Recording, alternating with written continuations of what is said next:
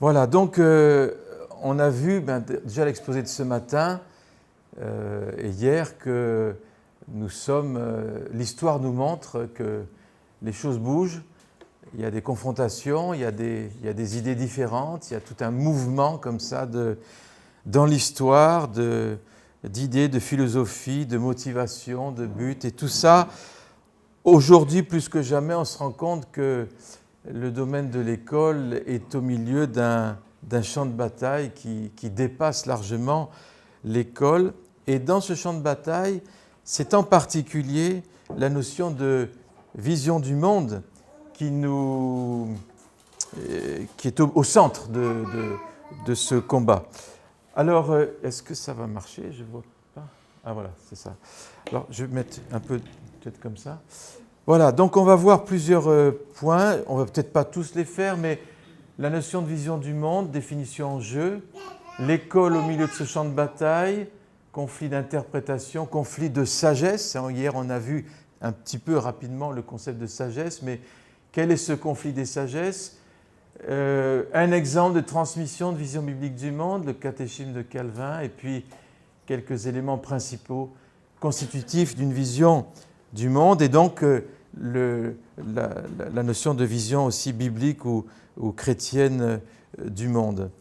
Alors voilà, cette image d'un enfant qui regarde avec des jumelles le monde. On regarde tous avec le filtre de lunettes, et ces lunettes que nous avons tous, même si nous n'avons pas, nous avons tous des lunettes, c'est-à-dire une façon de voir le monde, de l'interpréter, et qui dépend de notre culture, de nos expériences, de nos enseignements, de ce qu'on a reçu.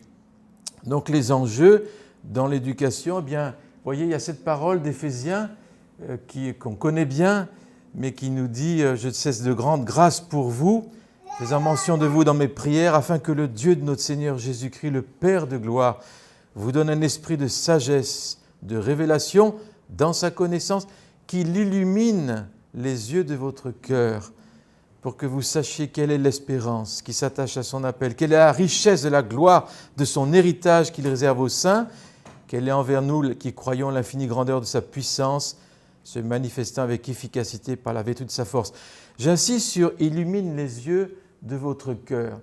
En fait, une vision du monde, ça prend racine dans le cœur de l'homme. Et contrairement à... il y a plusieurs définitions à cœur. Tout ce matin, Anne nous a parlé de ce cœur chez Gauthier qui est le centre de l'affectivité. Et au niveau biblique, on sait que le cœur, c'est aussi le centre, la source de la volonté, la source des pensées, des émotions, des désirs, la source de l'amour, la source de la sagesse. Et tout ça, c'est cette grande idée du cœur, cette idée biblique du cœur de l'homme. En particulier, c'est le lieu de la pensée, c'est à partir du cœur qu'on regarde le monde, qu'on se voit nous-mêmes, qu'on voit les choses. Et donc, en fait, c'est pour ça que je dis souvent, le cœur de l'éducation, c'est l'éducation du cœur. Le cœur de l'éducation, c'est l'éducation du cœur. Et ce cœur compris dans ce sens biblique du terme. Alors, cette source, ce cœur si important, on voit dans Proverbes, qui est le livre de la transmission par excellence, le livre de l'éducation d'un papa pour son fils, et il dit « Mon fils, donne-moi ton cœur ». Et en fait, tout commence par là. Donne-moi ton cœur. Pour que tu apprennes de moi, donne-moi ton cœur. Donc une affaire de cœur, garde ton cœur plus que toute chose, car de lui viennent les sources de la vie. C'est à partir du cœur que l'on pense, c'est à partir du cœur qu'on interprète, c'est à partir du cœur qu'on agit. Donc ce cœur est le centre, et c'est ce que l'éducation veut bien sûr toucher. Tu aimeras le Seigneur ton Dieu de tout ton cœur. En fait, on pourrait dire, c'est-à-dire de toute ton âme, de toute ta force, de toute ta pensée, et ton prochain comme toi-même. Donc on voit que le cœur est appelé à aimer. Nous sommes appelés à relever le défi de la formation d'une pensée qui aime. Pour un Français, c'est un peu difficile à comprendre. Moi, la première fois que j'ai médité sur ce commandement de Dieu, tu vas aimer Dieu de toute ta pensée, j'ai trouvé ça très défiant. Je ne pensais pas qu'il y avait un rapport entre la pensée et l'amour. Et ce rapport, il est très, très, dans toutes les Écritures, La connaissance, ça va avec l'amour. La pensée, ça va avec l'amour. Et c'est un commandement aussi. Tu vas aimer avec ta pensée. Dieu nous a donné une pensée pour l'aimer. Et donc ça nous fait... C'est un peu la base de ce qu'on appellerait une éducation chrétienne, une pensée pour aimer. C'est du cœur que viennent les mauvaises pensées, a dit Jésus. Ben, les bonnes aussi, elles viennent du cœur. Donc l'importance de toucher le cœur. Et voyez, l'éducation intérieure, Edith Stein disait, c'est la vie intérieure qui est le fondement ultime. La formation se fait de l'intérieur vers l'extérieur. Je suis beaucoup inspiré aussi par une Madeleine Danielou, une catholique. Vous savez qu'au niveau de la spiritualité de l'éducation, philosophie de l'éducation, anthropologie de l'éducation, c'est les catholiques qui ont réfléchi sur ces domaines beaucoup plus que les protestants au niveau du XXe siècle. Donc Madeleine Danielou disait ne pas intervenir du dehors, ne pas se border à modifier les réactions visibles des êtres, mais faire appel à leurs ressources profondes, à l'attitude intérieure qui commande tout. Bref, faire appel au cœur de l'homme. Donc, je rappelle que la notion de conversion, c'est métanoïa, c'est changer de pensée. Changer de pensée. Dans ma propre vie, j'ai vécu plusieurs conversions. Ma conversion à Jésus-Christ, réconciliation avec Dieu, sentiment d'être pécheur, ça a été une expérience qui a duré 3 jours chez moi. Et petite anecdote, c'était à Marseille. Je pleurais comme une madeleine sur ma vie.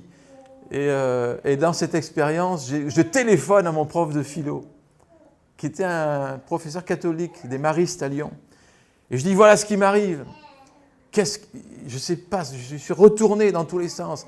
Et il me dit, va jusqu'au bout de l'expérience. Il savait ce qui se passait. Et donc j'ai toujours eu contact avec lui. Et j'ai compris que, donc ça c'était une première conversion. Mais des années plus tard, j'ai senti qu'il y avait une métanoïa, une conversion de mon système de pensée, qu'il fallait que Dieu touche et guérisse. Ça a mis du temps. Et c'était d'ailleurs une des motivations pour lesquelles je me suis engagé dans l'éducation chrétienne, pour éviter à une génération de faire des années, ce que j'ai vécu pendant des années. Je me suis dit, mais on pourrait tellement faire pousser droit. Et c'est Luther qui disait, si je n'avais pas été prédicateur, je serais instituteur. Parce qu'un instituteur, il fait pousser droit. Un prédicateur, il doit redresser ce qui est tordu. Et il y a de la casse dans le processus, souvent. Et donc voilà, donc l'idée de ne pas être conformé au siècle présent, être transformé dans le renouvellement de l'intelligence. Une expérience personnelle par rapport à ce verset, j'ai enseigné le français, l'histoire géo pendant des années, et ensuite la philo en terminale quand on a ouvert le lycée. Mais je cherchais, je me rappelle, des propositions subordonnées consécutives. Donc le « afin que », Romains 12. Alors j'écris Romains 12 au tableau, comme ça, et puis, et tout d'un coup, ce verset m'apparaît comme jamais il m'est apparu. Le renouvellement d'intelligence afin qu'on discerne quelle est la volonté de Dieu. Est-ce que ça voudrait dire que sans renouvellement d'intelligence, on ne peut pas discerner la volonté de Dieu? Eh bien oui, c'est ce que ça dit. D'où l'importance d'une intelligence renouvelée, d'où l'importance d'investir dans la formation de l'intelligence, dans ce modelage d'intelligence. Alors il y a la part de Dieu, mais aussi la part de l'enseignant. Et donc, le but, c'est de discerner cette volonté de Dieu. À quoi servirait-il de faire 15 ans, 20 ans d'études si on n'a pas appris à discerner la volonté de Dieu? Et donc, nous avons ici la vision chrétienne du monde, c'est une formation de l'intelligence, l'intelligence du cœur aussi, c'est-à-dire un cœur qui voit le monde comme Dieu le voit. Et Dieu voudrait nous amener à cette métanoïa. Les écoles chrétiennes sont des moyens de métanoïa, c'est-à-dire d'amener à une réelle conversion totale, c'est-à-dire une conversion de la pensée, changement de point de vue, changement d'attitude, qui va entraîner les changements dans tout le reste de la vie. Nous renversons les raisonnements, tout auteur qui s'élève contre la connaissance de Dieu, nous amenons toute pensée captive à l'obéissance de Christ. C'est un verset aussi qui m'a beaucoup soutenu dans ce travail d'éducation, parce que nous avons affaire, bien sûr, à des raisonnements. Par exemple, je suis étonné de voir que cette philosophie que c'est l'État qui doit éduquer nos enfants, à confier à l'État nos enfants, c'est absolument invraisemblable. Heureusement qu'il s'en occupe, l'État, sinon il n'y aurait rien. Mais cette philosophie rousseauiste, qui date de plusieurs siècles, n'a jamais été vraiment remise en question. Et le peuple de Dieu ne l'a pas remise en question. Nous sommes la proie de nombreuses philosophies, même en tant que chrétiens engagés envers Dieu. Et donc c'est là qu'on a vraiment besoin de ce processus de métanoïa. Et donc c'est l'éducation, la vision du monde, ça va commencer à... Cette vision du monde qu'on reçoit, ce nouveau regard qu'on reçoit de Dieu, veut grandir en nous et grandir à faire tomber des murs. Parce que les murs de raisonnement, c'est comment chaque fois qu'on accepte quelque chose comme vrai et qui ne l'est pas, qui n'est pas confronté avec la parole, c'est comme une brique qui se met dans notre vie. Et brique après brique, qu'est-ce qui se passe? Ça fait des murs. Et mur après mur, ça fait des forteresses. Et parfois des forteresses, au niveau d'une nation, ça met des siècles à se bâtir, des forteresses contre la connaissance de Dieu. Et donc, un des travaux de l'éducation, c'est déjà d'empêcher que des forteresses se construisent. Alors, bien sûr, une éducation chrétienne, il y a des gens qui me disent, mais ce n'est pas une usine à faire des chrétiens. Et les enfants, ils ont toujours le choix de marcher avec Dieu ou pas. Mais c'est un peu comme des soins prénataux. C'est-à-dire que même si l'enfant n'est pas encore né de nouveau, la formation de son intelligence, la formation de sa vision du monde, eh bien, elle va pousser droit. Et le jour où le souffle de Dieu vient, il n'y a pas à tout ravager, il n'y a pas à tout détruire, parce qu'il y a déjà les soins prénataux qui ont été donnés. Et dans ces soins prénataux, il y a la transmission d'une vision biblique du monde. Alors, on continue. Nous avons donc aimé Dieu avec sa pensée, de tout son cœur. Et Van Til, ce philosophe réformé chrétien, à travers mon instruction, parce qu'il a été formé dans les écoles de Hollande. Et donc, en tant que philosophe théologien, il a fait un retour en arrière en regardant qu'est-ce qui l'a amené à être ce philosophe théologien réformé. Et bien, ce qui l'a amené, il dit, c'est mon éducation. Et cette éducation, à travers mon instruction, j'ai appris à considérer toutes ces questions, donc les questions des connaissances, de tous les champs de la connaissance, sous la direction de la toute-puissance, de l'omniscience de Dieu dont je suis l'enfant par le Christ. Je devais apprendre à penser les pensées de Dieu après lui, en m'y efforçant dans tous les domaines de la connaissance. Et donc là, nous avons le témoignage d'un enfant qui a passé sa scolarité dans une école chrétienne. Et contrairement à ce que beaucoup pourraient penser, c'est que ça ne le préparerait pas à affronter le monde, le méchant monde, ben au contraire, ça l'a préparé intellectuellement à tous les domaines pour affronter ce monde, dénoncer tout ce qui est faux et proclamer la vérité. Ça a été le combat de toute sa vie, en apologétique en particulier. Mais ça a été un ensemencement de sa vision du monde depuis tout petit. Et donc, vous savez, dans les Écritures, en Lévitique 19, il est dit « N'ensemencez pas votre champ avec 2 semences différentes ». Et donc, le champ, c'est quoi? C'est notre cœur. Et donc, ce qu'on sème, on va le récolter. Et la plupart du temps, dans le meilleur des cas, on a une semence de christianisme dans les familles chrétiennes, et puis une semence d'humanisme athée, de tout ce qu'on veut, ailleurs. Et ces 2 semences, elles portent leurs fruits en même temps. Et la parole nous dit « N'ensemence pas ton champ avec 2 semences ». Et donc nous avons à travailler l'éducation chrétienne. Un des ingrédients, c'est la semence d'une pensée chrétienne, c'est-à-dire une vision chrétienne du monde. Alors on continue. Ah, ça a du mal à passer. Voilà. Ici, nous avons il y a un auteur, c'est M. Brummelen. C'est un théologien canadien, il est décédé il n'y a pas longtemps. Il a accompagné le mouvement d'école chrétienne un peu dans le monde. Et donc, il a beaucoup écrit, et je vous encourage, il est venu à nos séminaires, Mathurin-Cordier, il y a déjà plus de 10 ans. Et donc, vous voyez, voilà un peu ce schéma, si vous voulez, le cœur au centre, et vous avez les différents mandats, le mandat culturel à la création de Genèse. Ensuite, il y a la création, la chute, la rédemption et l'accomplissement. Donc ça, c'est les 4 catégories par lesquelles on est appelé à regarder le monde et à le comprendre, et motivé par les grands mandats que Dieu nous a donnés, mandat créationnel, le grand commandement d'aimer Dieu et son prochain, le grand mandat, le mandat missionnaire, et puis tout ça au service de l'établissement de son royaume, en tout cas déjà l'annoncer, la proclamation, l'incarnation de ce royaume, qui n'est pas encore tout à fait là, mais qui sera pleinement manifesté un jour. Mais donc tout ça, ça commence par le cœur. Et donc les yeux du cœur sont appelés à regarder tout le monde, mathématiques, spiritualité, morale, droit, économie, société, toutes les matières scolaires, toutes les matières universitaires, au travers de ce prisme d'une vision chrétienne du monde qui comprend cette notion que la création, bonne au début, a été marquée par le péché, mais que la rédemption du Christ restaure cette création, et pas seulement restaure les gens, mais restaure le cosmos et tout le domaine de la culture.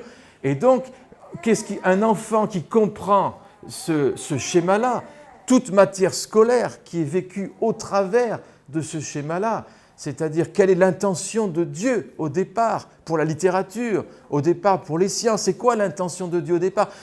Alors, quelle est la marque qui a déformé ces matières scolaires dans leur perception, dans ma vue, dans ma compréhension, et comment ma relation avec Dieu et ma connaissance de la parole peut m'amener à une autre vision rédemptrice de ces différents domaines et me considérer comme un acteur de Dieu dans ce royaume, et si je suis appelé dans le domaine des sciences, un acteur de rédemption dans ce domaine-là, ou dans la littérature, ou dans les lettres, etc. Donc vous voyez, l'idée c'est qu'il n'y a rien qui est neutre, tout dépend du cœur de l'homme. Et le cœur de l'homme, il choisit de marcher avec Dieu ou pas. Et donc c'est à partir du cœur qu'on a une pensée qui est enténébrée ou pas. Et c'est donc, voilà, ce Arro van Brummelen qui est vraiment intéressant. Donc l'idée c'est que la vision du monde, elle englobe toute la réalité. Et la parole de Dieu concerne la réalité tout entière. Il n'y a pas de dualisme, il n'y a pas un domaine sacré, un domaine profane. Tout est de Dieu, tout est pour lui, tout est par lui. Et ça, c'est quand on comprend cela, on se dit le Seigneur est grand, quoi. Le Seigneur est grand. C'est un grand Seigneur. Et vous savez, le problème avec le Seigneur, c'est quand on lui donne un petit bout de notre vie, il veut tout. Alors tu lui donnes ton cœur, il veut ta tête, par exemple. Tu vois, il veut tout. Et donc on avance comme ça dans cette relation avec un Dieu qui est Seigneur et qui est jaloux et qui veut tout pour lui. Donc la foi chrétienne embrasse toute la réalité. Aucun domaine de la vie des hommes ne peut prétendre à une autonomie quelconque. Et donc Jean 17, rappelez-vous, ils ne sont pas du monde, comme moi je ne suis pas du monde, sanctifiés par la vérité. Donc, une école chrétienne est appelée à mettre les enfants au contact de la vérité. Et la vérité, on verra, mais c'est pas qu'un texte, c'est une personne, c'est la personne de Jésus, mais c'est aussi un texte. Et donc, cette vérité, c'est ce qui a franchi.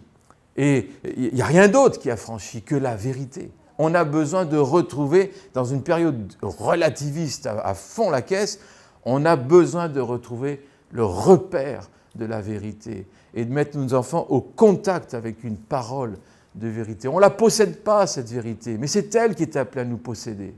On a appelé une génération d'enseignants qui se frottent à la vérité. Se frotter à la vérité, c'est se préparer à affronter les plus grandes intempéries possibles dans le monde. C'est préparer une génération à affronter ce monde et être témoin dans ce monde. Ce n'est pas en les frottant à l'erreur qu'ils vont l'être, mais en se frottant à la vérité. Et ça, c'est vraiment cet adage, je ne sais pas si vous l'avez déjà vu, un jour j'étais invité dans, je ne me rappelle plus où, mais il y avait un poster, et dans ce poster, il y avait « Semer une pensée, tu récolteras un acte, sème un acte, tu récolteras une habitude, sème une habitude, tu récolteras un caractère, sème un caractère, tu récolteras un destin. » Mais tout commence par une pensée. Et hier, je vous disais la puissance des idées, la puissance des pensées. Et ça commence toujours par là. Donc une vision chrétienne, une vision du monde déjà, définition, c'est une conception du monde. Ça désigne toute idéologie, toute philosophie, théologie, tout mouvement, toute religion qui propose une approche complète de la réalité et qui donne une compréhension de Dieu, du monde, des relations de l'homme avec Dieu et le monde. Voilà, donc c'est quelque chose d'assez général, ça englobe tout. Et puis une vision du monde, c'est un modèle opératoire, du monde, c'est-à-dire une idée qu'on se fait sur le monde, une idée basée sur ce qu'est la vie, l'idée qui commande, qui va tout commander dans ma vie, le choix de mes valeurs, le choix de mes priorités, le choix de mon éducation aussi. Ça dépend de ma vision du monde. Donc, des parents, si vous voulez, vont faire ce choix selon la vision du monde qu'ils ont. Donc, on voit l'essence. Et la plupart d'entre nous, nous sommes le fruit d'une éducation dualiste, républicaine, parfois avec des très bonnes choses, mais aussi avec une sorte d'évincement de Dieu, de sécularisation totale qui nous met à mal, et on a du mal à penser les pensées de Dieu comme il les pense, parce que notre formation n'a pas appris à le faire. Donc c'est un travail aujourd'hui qui ne va pas de soi. Acquérir une vision biblique du monde, ça ne va pas de soi. C'est quelque chose, ça demande une éducation, ça demande un contact avec la parole, avec le Christ ressuscité, et c'est pourtant tellement important. Alors, quelles sont les questions qui définissent notre vision du monde? Vous avez les grandes questions, ces grandes questions fondamentales. Comment puis-je reconnaître qu'une chose est vraie? Qui suis-je? Alors, la première question, ça va être le domaine de l'épistémologie en philosophie. L'éducation, le problème aujourd'hui, un grand problème dans l'éducation, c'est le problème épistémologique, aujourd'hui. Donc on a à redresser cela, je pense. La question « qui suis-je » ? D'où viens-je ? Pourquoi est-ce que je suis ici ? Où est-ce que je vais ? Tout ça, c'est l'anthropologie. Mais sans réponse à ces questions vont déterminer la vision du monde que nous avons. Hein ? Comment devrais-je vivre ? C'est l'axiologie, donc la science des valeurs. Et puis, y a-t-il des absolus ?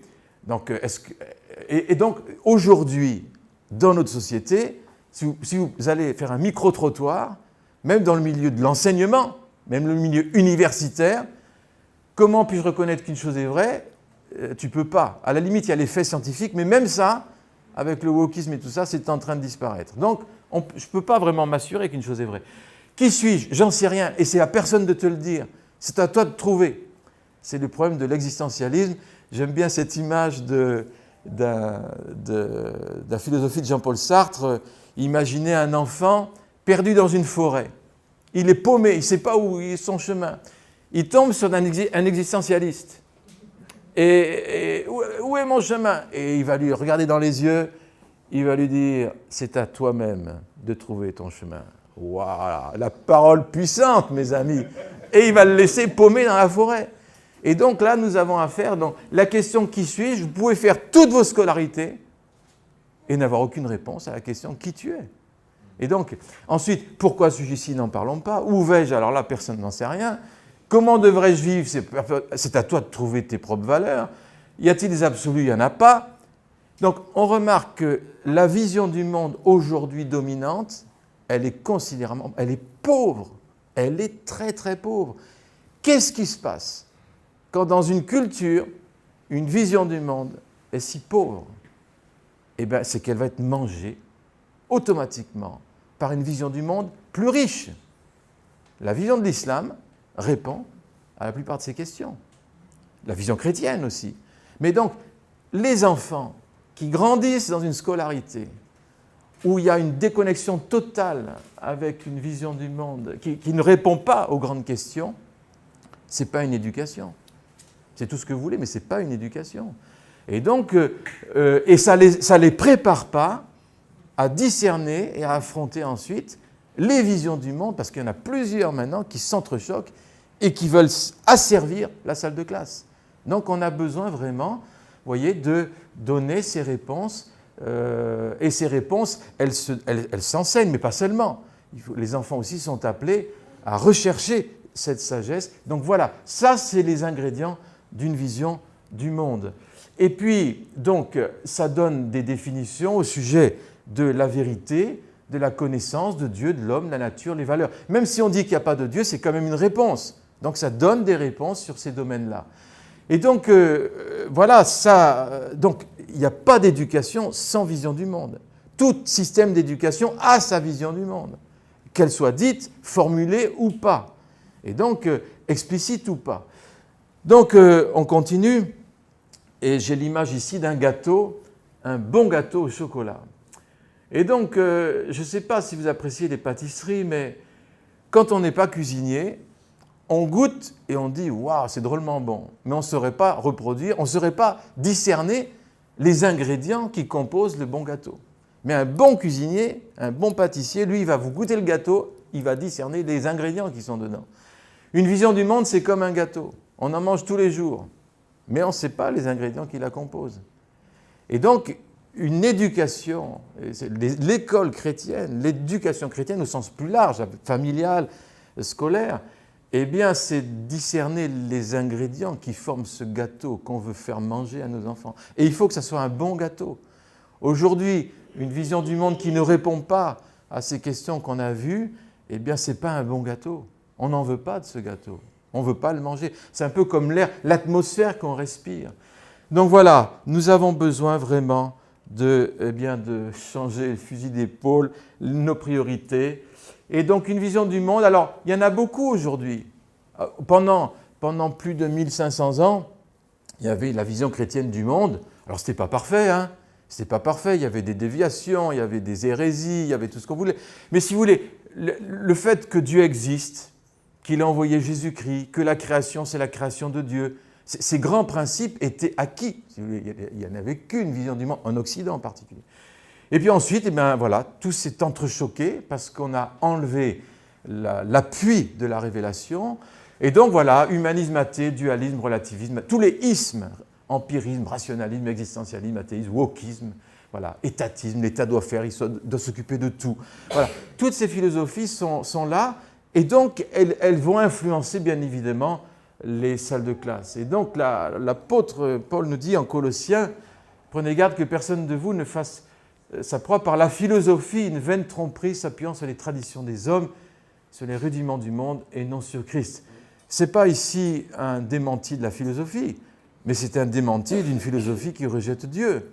Et donc, nous avons en Occident, en France par exemple, la tradition d'une philosophie chrétienne de plus d'un millénaire. Et je discutais à table avec, je ne sais pas, hier ou ce matin, et moi j'avais été étonné, une fois devenu chrétien, j'ai regardé mes études en arrière, je me suis dit, mais au fond, dans mes facs de philo, on m'a enseigné la philo de l'Antiquité, ensuite on a fait un bond absolument incommensurable jusqu'au XVIIe siècle, et en fait je ne m'étais jamais posé la question, mais qu'est-ce qu'il y a entre ? Alors, entre, on va me dire, il n'y a pas de philosophes, ça a disparu. Ça a disparu, ce n'étaient pas des philosophes, parce que c'était des chrétiens, donc ce n'étaient pas des philosophes. C'est quand même invraisemblable. Et il a fallu bien des années après ma conversion pour que je m'intéresse à la philosophie médiévale, à la richesse du patrimoine qui alliait de façon savante la raison avec la révélation, comme deux sœurs, mais pas deux ennemis. Et alors, ça m'a réconcilié profondément avec ma foi, ça a fortifié ma foi. Donc, vous voyez, attention, si nous n'avons pas une philosophie chrétienne, à coup sûr, on va adopter d'autres philosophies.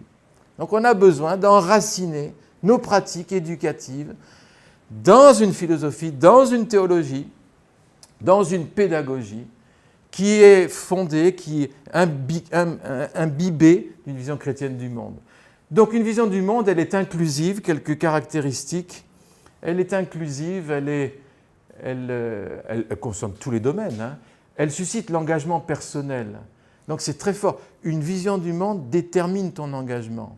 Et donc c'est très difficile de changer ton engagement si tu n'as pas changé ta vision du monde. Donc, si vous voulez, les comportements sont les fruits d'une façon de penser. Et donc souvent, nous, en tant que chrétiens, on veut corriger les comportements.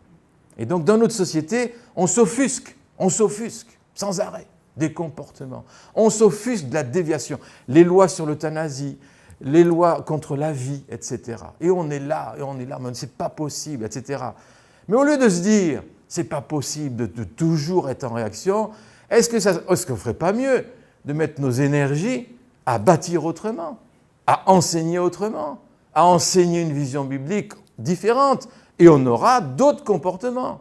Donc, arrêtons de toujours être en réaction, en manifestation. Il faut le faire, mais si on le fait au détriment de formation, alors là, on va toujours être en réaction, et de plus en plus, parce que ça va continuer. Donc voilà, nous avons besoin de comprendre qu'une vision du monde, elle suscite un engagement, elle est très difficile à abandonner.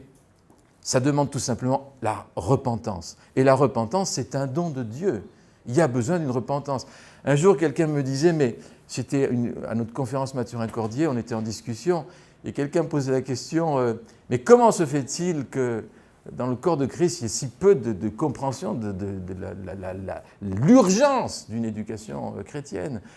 Et puis, sous toute la boutade, provocation un peu, j'ai dit, parce qu'il y a un manque de repentance, quoi. Je veux dire, c'est-à-dire une façon de penser qu'on doit changer, Et donc, elle est sujette, la vision du monde, elle peut être sujette au changement, à l'évolution. C'est un puissant moteur pour l'action. Voilà. Elle nous aide à définir, à interpréter le monde. Ça, c'est très important. Elle détermine notre façon de penser. Elle interprète la réalité. Elle recherche un ordre, une unité, une harmonie dans la réalité, un sens. D'ailleurs, c'est intéressant. Par exemple, vous prenez le Moyen-Âge, le mot université, eh bien, vient d'une vision biblique du monde. C'est l'unité dans la diversité. Il y a l'unité dans le champ de la connaissance, et cette unité, c'est parce que c'est le Christ qui détient tous les trésors de la connaissance, de la sagesse. Il n'y a pas d'unité du champ de la connaissance en dehors d'une vision chrétienne.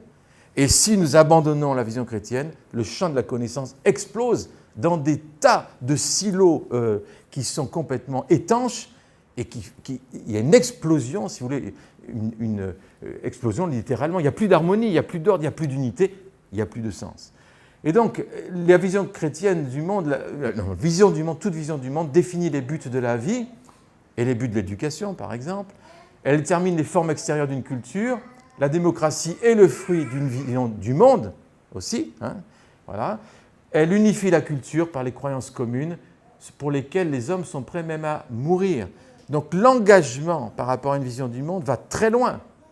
Au niveau de la motivation, ça peut aller très très loin. Et donc c'est un moteur très important. Un enfant qui grandit dans une vision chrétienne du monde, ça ne fait pas tout. Mais si son cœur marche avec Dieu plus une vision chrétienne du monde, je peux vous assurer que c'est vraiment solide. Un jour, j'avais une étudiante, c'est un exemple que je donne souvent, mais en philosophie, vous savez qu'on suit les programmes officiels, on n'a pas peur, on n'a pas peur, on les suit, on leur fait étudier les auteurs athées aussi, il n'y a pas de problème. Alors Nietzsche, la généalogie de la morale, hop, une élève va faire un exposé sur Nietzsche, anti-chrétien, anti-Dieu, tout ce que vous voulez. Une élève brillante, elle a fait un très bon exposé, et à la fin, je lui ai posé la question, et toi, qu'est-ce que tu en penses? Un grand sourire, elle me dit, le pauvre. C'est le pauvre. En fait, il n'y a rien qui a touché son cœur. Ça a glissé, parce qu'elle sortait d'années où sa pensée a été formée.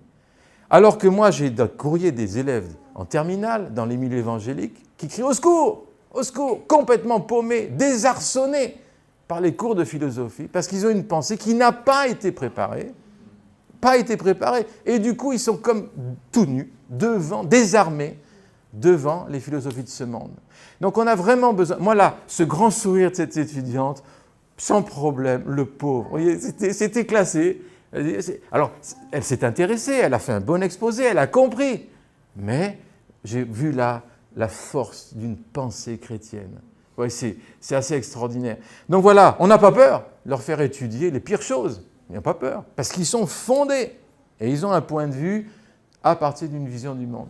Donc vous voyez, les fonctions et le caractère d'une vision biblique du monde, eh bien, c'est une vision du monde qui explique de façon cohérente tous les faits de la réalité dans les domaines de la théologie, de la philosophie, de l'éthique, de l'économie ou de quoi que ce soit d'autre. C'est Nobel qui a écrit « Comprendre les temps », ça a été traduit en français d'ailleurs. À mon sens, dans la version française, ce qui manque, c'est la vision de l'islam, la vision du monde de l'islam, c'est malheureux. J'avais écrit à l'auteur à l'époque en disant « mais est-ce qu'il n'y aurait pas un appendice à faire ?» Donc ils sont en train, mais je n'ai rien vu encore qui est sorti. Mais voilà, la vision du monde, biblique du monde, elle est cohérente, quoi. Elle est cohérente. Les enfants et les jeunes ont besoin de voir une cohérence entre leur foi et la rationalité et la raison. Ils ont besoin de voir cette cohérence. Et donc, ce n'est pas deux mondes étanches. Et donc, cette cohérence qui a été vécue pendant tout le Moyen-Âge, aujourd'hui, il y a complètement un clivage, une explosion entre le domaine de la foi et le domaine de l'intelligence. Et donc, voilà, la vision chrétienne du monde, elle elle réconcilie, elle unifie, elle est cohérente et ça donne vraiment quelque chose qui est stable pour l'enfant. Le livre de la Genèse, dès les premiers chapitres, on voit Genèse 1, au commencement Dieu créa les cieux et la terre, ramification théologique, philosophique essentielle. Genèse 1, 21, selon leur espèce, donc ça c'est la notion ramification biologique. Genèse 2, 7, il a créé un être vivant, une âme vivante, ramification psychologique. Genèse 1, 28, soyez féconds, multipliez, remplissez la terre, sociologie, écologie, histoire. Genèse 3, 1, 11, je t'avais défendu, domaine juridique. Genèse 9, 6, celui qui verse le sang de l'homme, etc. Donc là, des dimensions politiques, légales. Genèse 1, 29, ce sera votre nourriture, donc le critère économique. Genèse 3, 15, inimitié entre toi et la femme, historique, sociologique, etc. Donc déjà, on voit que les implications des premiers versets des Écritures sont dans tous les champs de la connaissance, déjà dès le départ. Et donc, on a besoin de prendre conscience qu'une vision chrétienne consiste aux racines même de notre vie. Et donc, nous avons à travailler ces racines. La Bible nous dit, soyez enracinés, fondés en lui. Les racines, c'est ce qu'on ne voit pas. Et dans une vie, les racines, eh bien, c'est tout ce qui est les présupposés, les convictions fondamentales, les philosophies, la religion. Tout ça, c'est les racines d'une personne. Et donc ensuite, les branches, eh bien, c'est les différents domaines de la vie, le travail, l'éducation, les arts, les sciences, les lettres, tous les domaines de la connaissance peuvent être vus comme les branches de l'arbre. Les fruits, eh bien, les fruits vont dépendre des racines et du tronc et des branches. Et donc, quand on pense à l'éducation, eh bien, on a travaillé le domaine des racines, si on veut avoir les fruits. Et ce domaine des racines, on ne fait pas l'économie de transmettre une certaine vision du monde, une certaine philosophie, pour que ça nourrisse et ça monte comme sève pour accompagner l'enfant dans toute sa croissance. Et nous aurons les fruits par rapport à ce qui est enseigné. C'est ce que nous voyons au niveau de nos écoles. Ça fait pas encore on n'a pas des gens parfaits, saints, etc. Mais quand même, on voit dans nos statistiques que les enfants qui sortent de nos écoles, ils prennent des responsabilités dans l'Église, dans les églises, et d'ailleurs dans des mouvements nationaux et internationaux, dans des œuvres chrétiennes, missionnaires et autres. C'est assez impressionnant. Et ça se fait de façon assez naturelle. Donc on voit que, voilà. Alors, bien sûr, tout ça, c'est un champ de bataille entre des visions du monde, conflit d'interprétation, conflit de sagesse, comme au début de la Genèse. Vous savez, il y a deux arbres, l'arbre de la connaissance du bien et du mal et l'arbre de la vie, qu'on va retrouver dans Apocalypse, etc. Donc, cet arbre de la connaissance du mal, vous allez me dire, mais connaissance du bien et du mal. Connaître le bien, c'est bien, on pourrait me dire. Connaître le bien, c'est super.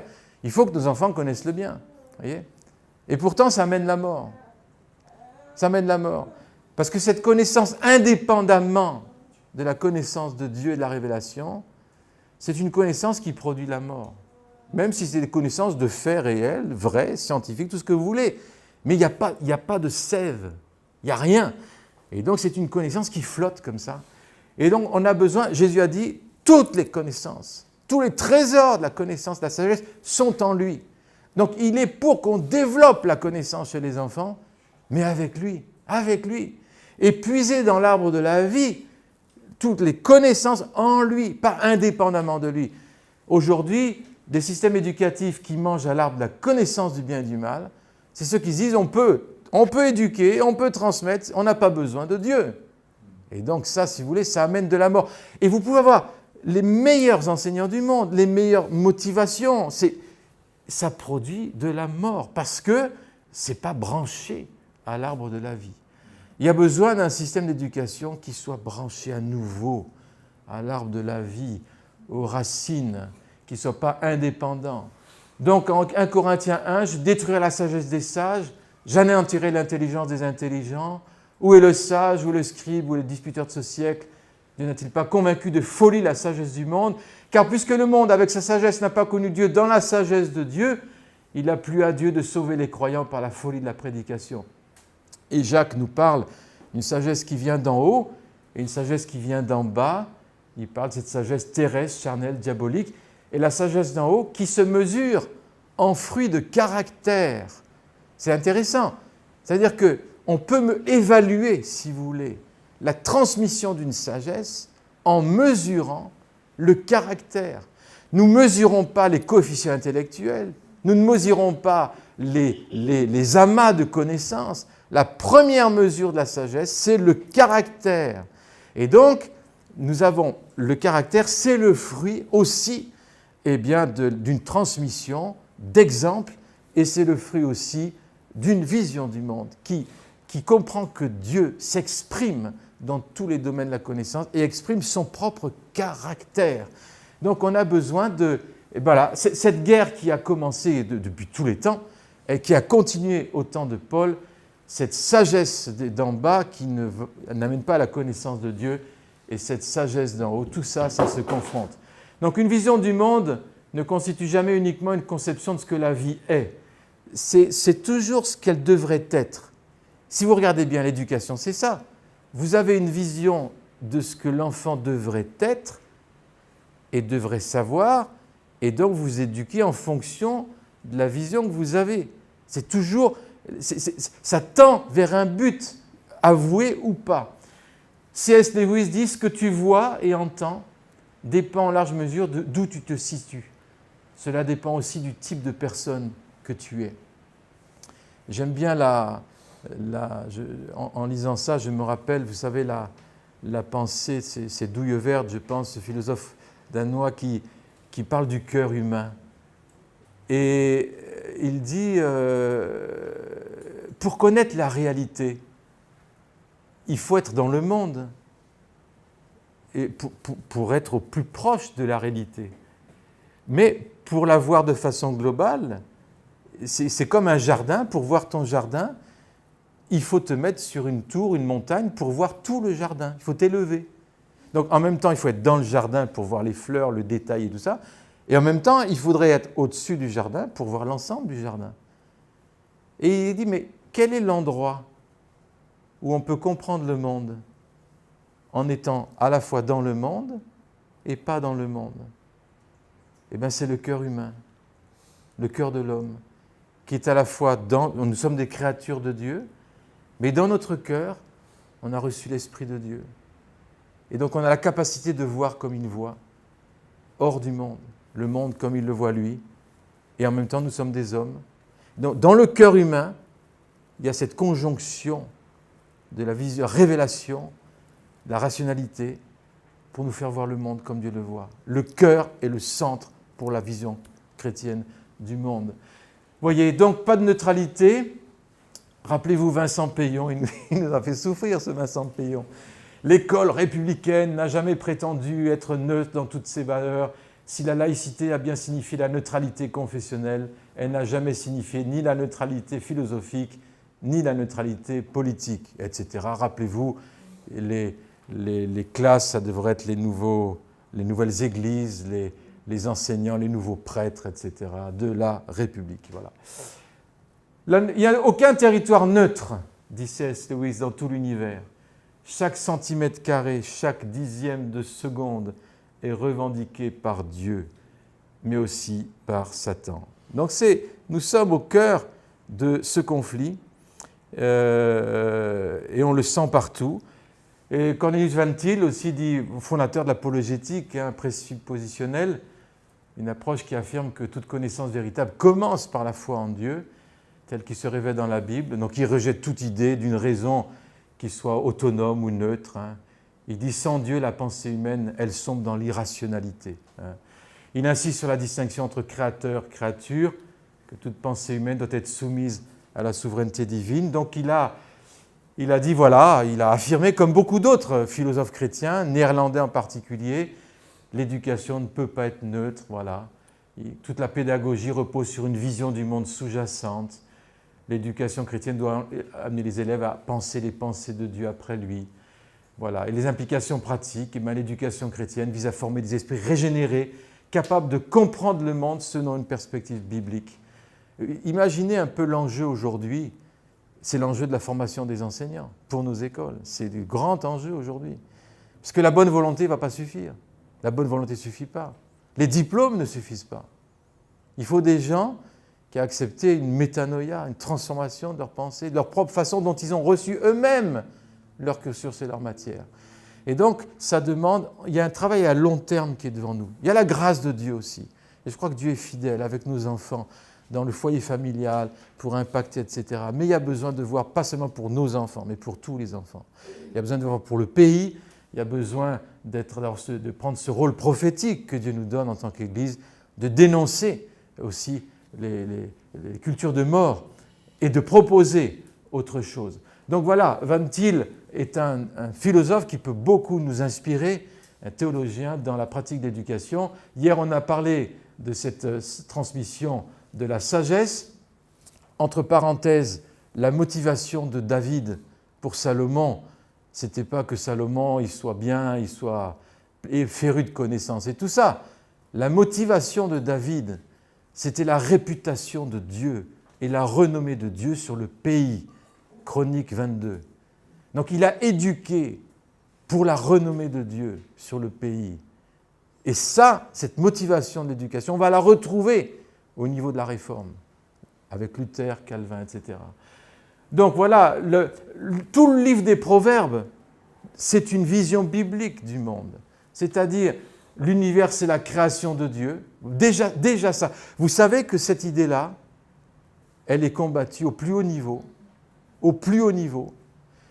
Tout lieu de formation en Europe qui parle d'un Dieu créateur perd ses subventions, est condamné, etc. Je ne parle pas de créationnisme, je parle d'idée de Dieu créateur. Et ça, c'est en train d'être combattu au plus haut niveau. Mes amis, s'il n'y a pas l'idée d'un Dieu créateur dans l'éducation, il n'y a plus rien. Il n'y a plus rien. C'est notre premier combat, ça. Hein. Donc voilà, les ramifications sont énormes. Voilà, pas de séparation sacrée-profane. Vous savez, le péché d'Ésaü, c'était de croire que le plat de lentilles, c'était profane. Si on pense qu'il y a des domaines qui sont profanes, étymologiquement, ça veut dire en dehors du temple. Fan, c'était l'ancien mot latin pour parler du temple. Ce qui ne concerne pas Dieu, en fait. Comme si Dieu n'était pas concerné partout. Donc cette idée de profane, eh ben voilà, ça n'existe pas. Donc une vision biblique du monde montre qu'il n'y a rien de profane, dans le sens que toute la terre appartient à Dieu, et la terre révèle Dieu. Voilà, Dieu contrôle souverainement le monde, et cet ordre de Dieu, il est connaissable, le fruit du caractère juste de Dieu.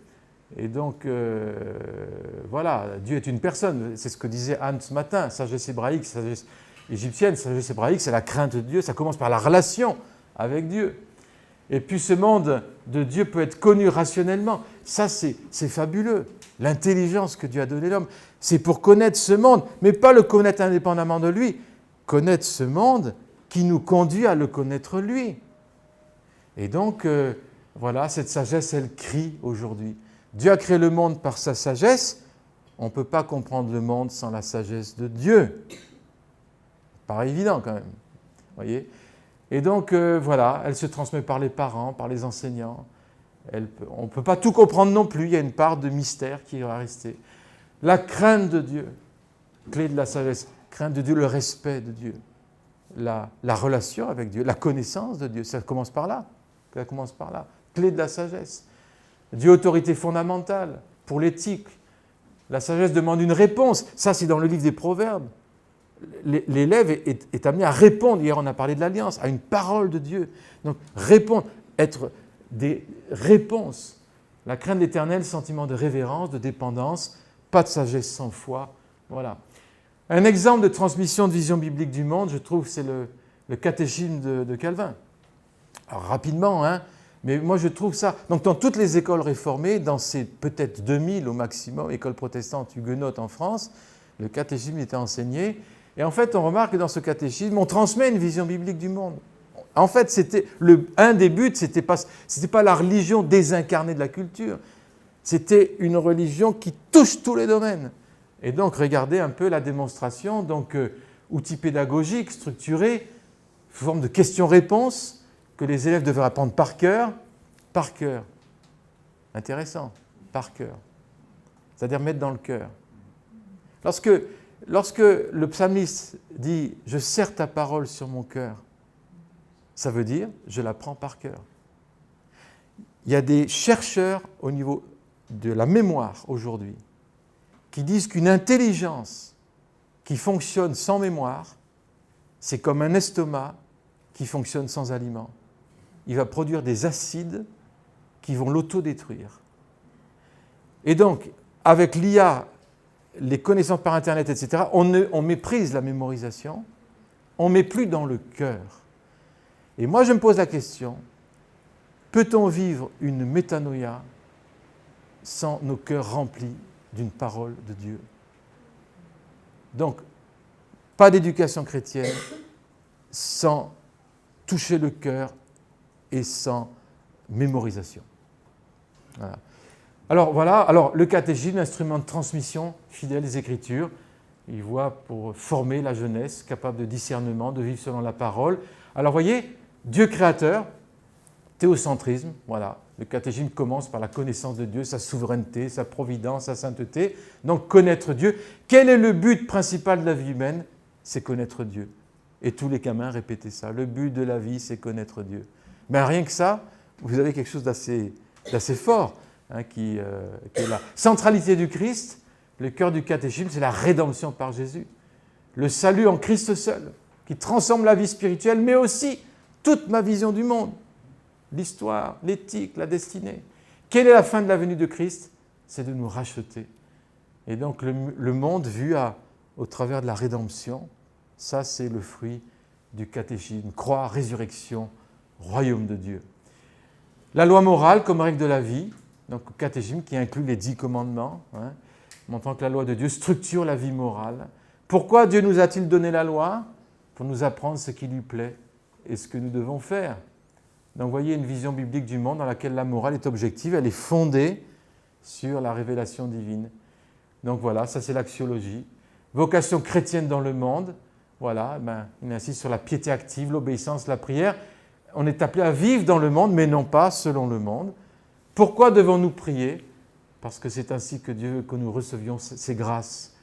Donc le monde est un lieu de service où l'on va vivre selon la volonté de Dieu. Donc vous voyez, une vision du monde qui valorise l'éducation biblique, la réforme de l'intelligence, la fidélité intergénérationnelle. Voilà des petits ingrédients qu'on trouve dans ce catéchisme. Nous, dans nos classes de 6e, 5e, on enseigne le catéchisme de Genève à nos élèves. Voilà. Parce qu'on s'est aperçu que c'est un outil vraiment extraordinaire qui n'a pas vieilli. Alors on continue. Donc le catéchisme de Genève transmet une vision biblique du monde. Voilà, Dieu au centre de toute la réalité. Il façonne une cosmovision. Il donne une cohérence autour de Dieu et de l'espérance du royaume de Dieu aussi. Voilà, alors on pourrait aller plus dans le détail. Alors, bon, là je vous ai mis, on va pas tout voir, rassurez-vous, mais les éléments principaux constitutifs, donc c'est au sujet de Dieu, théologie, au sujet de l'homme, anthropologie, au sujet de la vérité, épistémologie, au sujet des valeurs, axiologie, au niveau de la vision de la Terre, cosmologie. Donc là, on pourrait détailler ça, on ne va pas le faire, rassurez-vous, mais je vais quand même, la théologie, on en parlera un peu demain, donc c'est pour ça que je m'intéresse. L'anthropologie, c'est ça qui m'intéresse. Aujourd'hui, la bataille, c'est l'anthropologie. C'est énorme. Et ce champ de bataille, il est là, il est capital, et pour nous, chrétiens, il est capital. Qu'est-ce que l'homme? Quelles sont ses origines? Quel est son but? Quelle est sa nature? Quelle est sa destinée? Donc, voilà. La condition postmoderne est caractérisée par un trouble de la définition de l'humain. Donc ça, aujourd'hui, c'est le gros problème. Donc, pour fonder ou refonder l'éducation, il y a besoin d'une anthropologie chrétienne affermie, assumée et clarifiée. Donc, éduquer, travailler dans le monde de l'éducation, c'est d'abord s'interroger sur la question « qu'est-ce que l'homme ?» Ça commence par là. Qu'est-ce qu'un enfant? Qu'est-ce que l'homme? Voyez.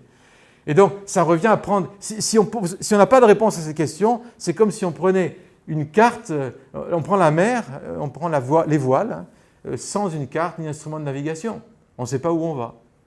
Donc, on a des outils, on accumule des méthodes, mais on ne sait pas où on va, en fait. On ne sait pas où on va. Voilà. Donc, le cœur de l'activité de l'enseignant, et l'éducateur, c'est de permettre à chacun d'être pleinement humain. Et comme on l'a vu ce matin, avec c'est M. Gauthier, je pense, l'homme parfait, c'est Jésus-Christ. Être pleinement humain, c'est être comme Jésus, en fait. Il est le prototype de l'homme. Donc l'anthropologie biblique contient tous les trésors universels d'une éducation intégrale véritable. L'homme créé à l'image de Dieu, il a chuté, mais il est racheté par le salut, et puis il est racheté dans toutes ses dimensions. Et ça, c'est la bonne nouvelle du salut de Dieu. Et donc Dieu s'est fait homme, j'aime beaucoup cette phrase d'Irénée. Moi j'habitais à Lyon, près du fort Saint-Irénée, donc ça m'a... Irénée, Dieu s'est fait homme pour que l'homme se fasse Dieu. Et puis, la première définition que j'ai trouvée d'un maître d'école, elle date de Jean Chrysostome, nous sommes, je crois que c'est le IVe siècle, il me semble, si je ne me trompe pas. Chrysostome, ça veut dire la bouche d'or. Quand il enseignait, les gens étaient... Il paraît qu'il y a des gens, son public tombait dans la présence de Dieu quand Chrysostome enseignait. Il y avait quelque chose qui se passait.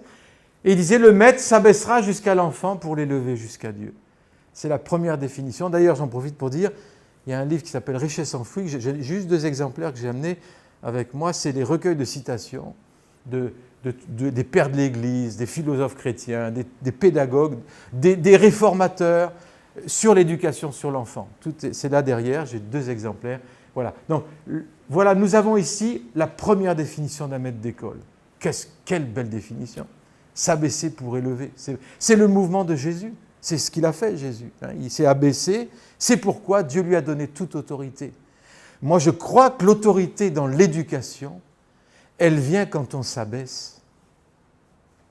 Et quand on s'abaisse à enseigner les petits, les enfants, Dieu élève.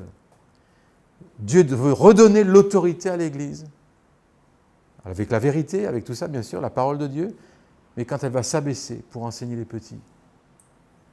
Parce que Jésus s'est abaissé, il a été élevé, toute autorité. Comment voulez-vous avoir de l'autorité en éducation si vous ne reconnaissez pas l'auteur? Le mot autorité vient du mot auteur. Tu ne reconnais pas l'auteur, excusez-moi, mais tu n'as plus d'autorité. L'autorité est spirituelle. La racine de l'autorité, c'est spirituel. Nous avons besoin de nous soumettre à celui qui est l'auteur pour recevoir l'autorité. Donc là, c'est vraiment des concepts importants. Vous voyez, la dérive du transhumanisme, alors aujourd'hui, c'est Yannick Imbert, de la faculté, qui a réfléchi là-dessus. Mais voilà, transformer la nature humaine par les moyens technologiques, nous en sommes, augmenter les capacités physiques et intellectuelles. C'est une autre vision de l'homme, très en vogue aujourd'hui. Risque de déshumanisation, perte de sens, remise en question des fondements de la dignité humaine, l'identité personnelle. Donc voilà, nous sommes dans un combat anthropologique. Donc on continue, Jacques Maritain, je vois que l'heure passe, je ne vais pas rentrer, c'est un des rares philosophes français, catholiques, chrétiens, qui a écrit une philosophie de l'éducation. Il a écrit un ouvrage aussi qui s'appelle L'humanisme intégral. Et parce que l'homme est intégral, corps, âme, esprit, il y a besoin d'une éducation intégrale, qui comprend tout. Et donc, ce philosophe va dire, voilà, quel type d'homme veut-on? Où doit aller l'éducation? Il pose la question des finalités, enfin. Et donc, là, c'est très très riche, ça a été réédité récemment, je vous invite à vous y pencher. L'idée purement scientifique de l'homme peut nous fournir des informations inestimables, toujours renouvelée en ce qui concerne les moyens et les instruments d'éducation, mais elle peut nous suffire elle-même, ni les premiers fondements, ni les directions primordiales. Vous voyez, il y a besoin de retrouver la finalité d'éducation. Donc je passe, voilà. La vision de l'enfant. Alors quelques visions de théologiens, mais aussi de prédicateurs. La vision de Luther de l'enfant. Vous savez, plus grande est la vision de l'enfant, plus grande sera la vision de l'éducation. Mais avec une vision de l'enfant qui vient du hasard, qui va tomber dans un trou, dont la vie n'a pas de sens, comment tu veux avoir une autre vision de l'éducation si tu as une si pauvre vision de l'homme et de l'enfant? Les grands pédagogues qui ont réformé la pédagogie ont toujours eu une très haute vision de l'enfant. Et Dieu, bien sûr, le premier. Regardez, si Dieu t'a donné un enfant, apte à exercer un tel office, il parle de la prédication, que tu n'en tiennes pas compte, il parle aux parents, que tu considères seulement le ventre, la nourriture temporelle, regarde le registre qui est établi là-haut, parcours-le de façon à voir les bonnes œuvres, les miracles qui y sont indiqués. Tu verras quel faux dévot, quelle mauvaise herbe tu es, car dans la mesure où ça dépend de toi, tu enlèves à Dieu un ange, un serviteur, un roi, un prince dans son royaume, un sauveur, un consolateur des hommes, dans leur corps et leur âme, leur bien et leur honneur, un capitaine et un chevalier contre le diable, et ainsi tu cèdes la place au diable, tu favorises son règne. L'idée de la formation ici, ce n'est pas l'entrisme, ce n'est pas le communautarisme, ce n'est pas mettre les enfants à part, mais l'idée c'est former des capitaines et des généraux contre le diable.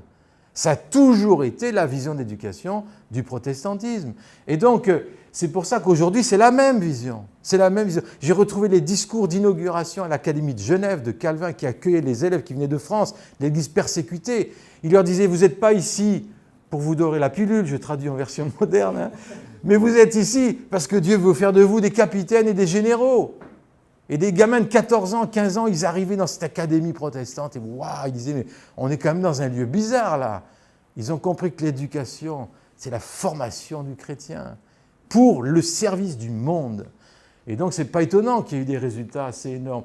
La vision de Comenius, il y a de nombreuses raisons au plaisir que prenait le Christ à la compagnie des petits-enfants, aux ordres qu'il nous a donnés, en prenant le plus grand soin.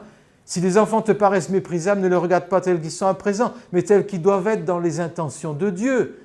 Tu les considéreras alors comme les futurs habitants du monde, les propriétaires de la terre, les vicaires de Dieu parmi ses créatures, mais surtout comme les parents du Christ au même titre que nous, un peuple choisi, les pères des anges, les juges des diables, les délices du ciel, les terreurs des enfers, les héritiers des plus grandes dignités pour les siècles et des siècles. Peut-on concevoir quelque chose de plus grand que les enfants? Et donc, ce n'est pas étonnant que ce gars-là ait été un grand réformateur de la pédagogie. Mais sa pédagogie, où il l'a reçue? De sa relation à Dieu, de sa connaissance des Écritures. Et sa pédagogie est fondée sur une philosophie et une théologie. Et dans ses ouvrages, la grande didactique, ça a été traduit en français il y a 10-15 ans. Et vous savez ce qu'a fait l'éditeur français? Il a ôté tous les premiers chapitres. Fondements théologiques et philosophie chrétienne. Ça, c'est pas intéressant. Nous, ce qui nous intéresse, c'est la pédagogie. Vous voyez un peu, on a vraiment du mal dans ce pays. On censure des auteurs comme ça. Maintenant, heureusement, ça y est, il y a une version totale. Mais moi, ça m'a énervé cette histoire. Je me dis, c'est pas possible. Voyez. Donc, vision de l'homme de Pascal. Hein, vous connaissez l'homme qui est un roseau pensant. L'homme est un Dieu déchu qui se rappelle des cieux. Vinet, le grand pédagogue suisse, je termine bientôt. Le chrétien seul conçoit toute la dignité de l'instruction. C'est l'héritier du ciel qui forme dans ses écoles. C'est en vue d'un bonheur spirituel éternel qu'il apprend à l'enfant à lire et à écrire. Ses maîtres sont en quelque sorte des apôtres, ses élèves des prosélytes, ses écoles des temples, la science qu'il enseigne, la science même de Dieu. Vinet, professeur de littérature, critique littéraire des plus grands auteurs français, avec une vision chrétienne. Si vous voulez avoir une vision chrétienne de la littérature, lisez Vinet.